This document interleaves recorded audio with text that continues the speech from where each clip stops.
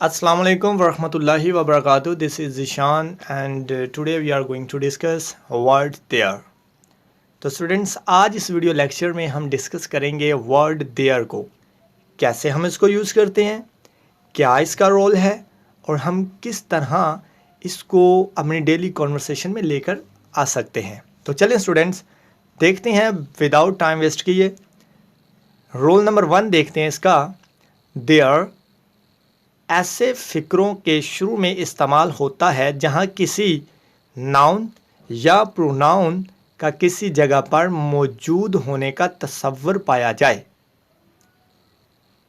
यानी कि जब हम देयर को किस वक्त यूज़ करते हैं कि जब हम ये कहें कि भाई उस कमरे में एक लड़का है, इस ऑफिस में 2 आदमी हैं, ठीक है, या बाग में कोई दरख्त है या टेबल पर एक किताब है। यानी इस किस्म के सेंटेंसेस हों, यानी जब हम किसी दूसरी जगह पे किसी चीज़ के बारे में बताते हैं कि जी वो चीज़ उस जगह पे पड़ी है, यानी कि किताब टेबल पर पड़ी है। एक जो है ना, हम एग्जैक्ट पॉइंट, एक प्लेस के बारे में बताते हैं कि कोई चीज़ फ़लाँ जगह पे पड़ी है, ठीक है, उस वक़्त हम देयर का यूज़ करते हैं। ठीक है, जब हम ये कहते हैं जी बाग में दरख्त हैं, यानी बाग के अंदर दरख्तों के बारे में हम बता रहे हैं कि जी बाग वाली जो जगह है वहाँ पे दरख्त हैं, या भाई वो कमरा है उसमें कोई लड़का है, या भाई कहते हैं कि छत के ऊपर कोई परिंदा या कोई चीज़ है। तो I hope it's clear. There को उस वक़्त यूज़ किया जाता है जब हम ये बताएं कि फ़लाँ जगह पर कोई चीज़ है या फ़लाँ जगह पर कोई आदमी है। तो आई होप इट्स क्लियर। तो चलें आगे बढ़ते हैं। यहाँ पे देखें, there is a boy in the room. देखें, अब मैं कह रहा हूँ ना भाई वहाँ कमरे में या कमरे के अंदर एक लड़का है। तो ये देखिए कमरे में एक लड़का है। There is a boy in the room. तो आई होप इट्स क्लियर। फिर भी समझ में ना आए तो कमेंट सेक्शन में आइएगा, बताइएगा, पूछिएगा, आपको वहाँ पे 30 सेकंड्स में जो है वो आंसर मिलेगा। जी तो स्टूडेंट्स एग्जांपल्स देखिएगा। नंबर 1, कमरे में एक लड़का है। अब देखिए मैं ये तो नहीं कह रहा कि वो मेरा भाई है या वो मेरा अंकल है, कुछ भी नहीं, सिर्फ मैं एक इंट्रोडक्शन दे रहा हूँ, एक किसी को बता रहा हूँ कि भाई उस कमरे में लड़का है। यानी अब लड़के का उस कमरे में मौजूद होने के बारे में मैं बता रहा हूँ कि वो बंदा उस कमरे में है। तो अब मैं कहाँ से स्टार्टिंग करूँगा? इसको देयर को इनको इंट्रोडक्टरी वर्ड भी कहा जाता है, यानी स्टार्ट करने वाला, ठीक है, फिक्रे को शुरू करने वाला वर्ड भी इसको कहा जाता है। There is a boy in the room. Number 2, बाग में दरख्त है। अब मैं ये तो नहीं कह रहा भाई यहाँ पे दरख्त है, मैं ये कह रहा हूँ कि भाई जो बाग है जिसको मैं बता रहा हूँ डेफिनेटली उसको ये भी तो पता है ना बाग कौन सा है, वो सामने ही होगा ना इधर उधर हमारे, या उसको पता होगा, उसी के बारे में उसको मैं बता रहा हूँ कि भाई बाग में दरख्त है, ठीक है, तो उसको पता चल जाएगा कि भाई ये बाग वाली जो ज़मीन है, जो जगह है, वहाँ पे देख दरख्त मौजूद है जिसके बारे में ये मुझे बता रहा है। बाग में दरख्त है। There is a tree in the garden. Number 3, घर में एक आदमी है। अब देखिए मैं कह रहा हूँ कि भाई घर में एक आदमी है, यानी कि एक आदमी की मौजूदगी मैं बयान कर रहा हूँ कि घर में भाई कोई आदमी है। There is a man in the house. तो आई होप इट्स क्लियर, आपको ये कॉन्सेप्ट क्लियर है। और इसके अब देखते हैं नेगेटिव कैसे बनाते हैं, इनके नेगेटिव सेंटेंसेस को कैसे बनाते हैं वो भी देखते हैं। जी तो स्टूडेंट्स यहाँ पे देखें नेगेटिव यानी मनफी बनाने का तरीका। जस्ट हमारा तो बहुत सिंपल वे है जी भाई नेगेटिव बनाने के लिए। पहले नंबर पे तो हम कॉन्सेप्ट क्लियर कराने के लिए स्टूडेंट्स को क्या करते हैं कि सेम सेंटेंसेस लेकर आते हैं हर पॉइंट में, नेगेटिव पॉजिटिव, और यानी हर पॉइंट में हम जो है वो सवाल सेंटेंसेस जो है वो सेम लेकर आते हैं ताकि कॉन्सेप्ट क्लियर हो। तो यहाँ पे आने के बाद मुझे उम्मीद है कि किसी को ये क्वेश्चन या ये उनका कोई एतराज़ नहीं हो सकता कि भाई हमें कॉन्सेप्ट क्लियर नहीं है। तो यहाँ पे देखें, अब सेम वही सेंटेंसेस है, लेकिन यहाँ पे तब्दीली है कंसेप्ट क्लियर करवाने के लिए थोड़ी सी। देखें, कमरे में लड़का नहीं है, तो हमने क्या किया, सेम फिक्रा वही है, सिर्फ एक नॉट को पुट किया। तो आपका जब आप पॉजिटिव सेंटेंसेस में, यानी जिनमें इनकार नहीं है या सवाल नहीं है, उनमें जब नॉट लगाएंगे तो आपका सेंटेंस डायरेक्टली पॉजिटिव से नेगेटिव में चेंज हो जाएगा।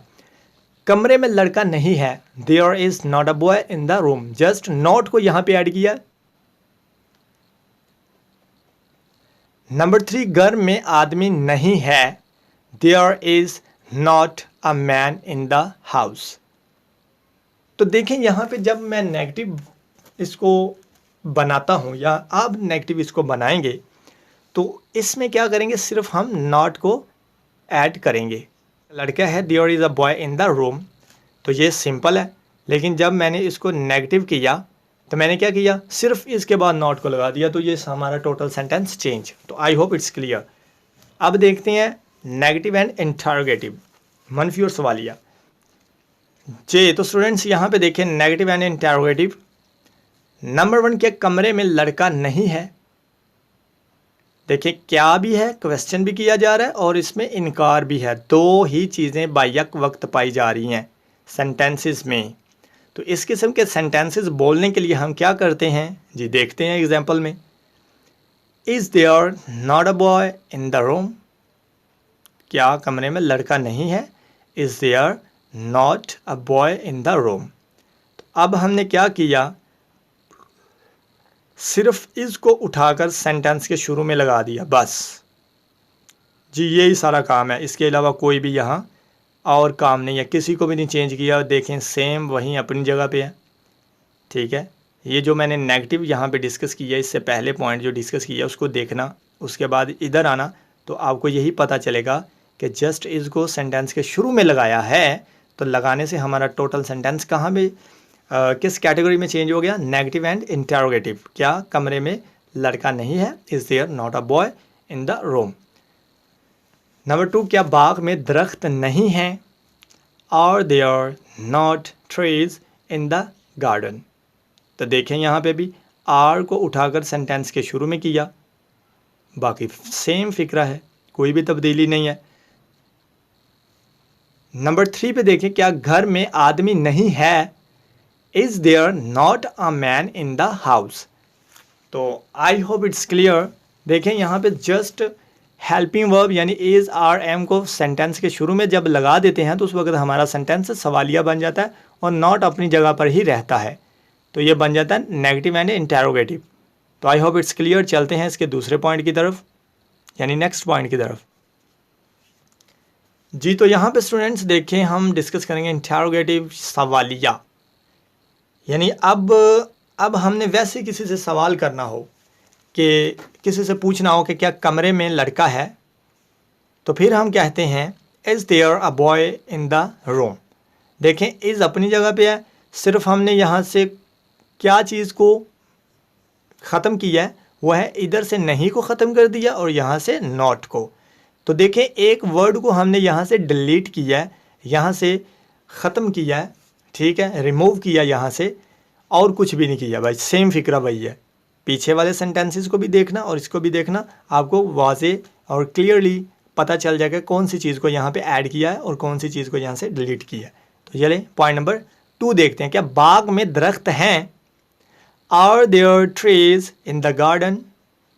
नंबर 3, क्या घर में आदमी है, is there a man in the house.